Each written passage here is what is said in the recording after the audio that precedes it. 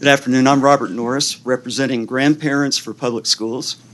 We're a new nonprofit organization whose purpose is to give grandparents and others who join us a way to advocate for public schools and to give them a way to communicate across the state.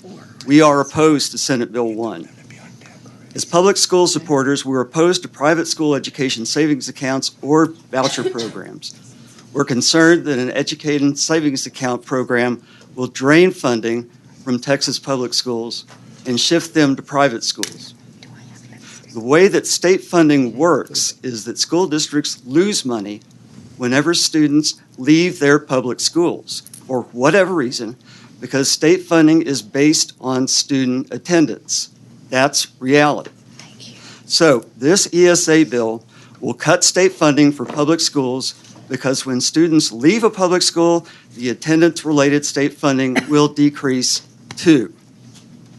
At this critical point in their history, Texas public schools need more state funding to address important issues like teacher turnover, shortages, student achievement, and increasing operating costs due to inflation.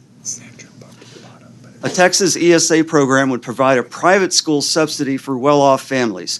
This would leave the students that ESAs are supposed to help left behind in public schools with even less funding than before.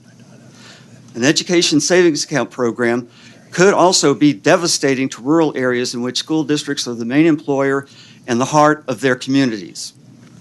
Additionally, we're concerned that private schools will not be accountable to taxpayers and lack transparency.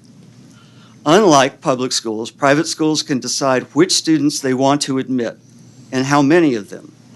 So students who cost the most to educate, such as at-risk students, are among those least likely to be accepted by private schools. I urge you to focus solely on supporting Texas public schools. Thank you. Thank you very much.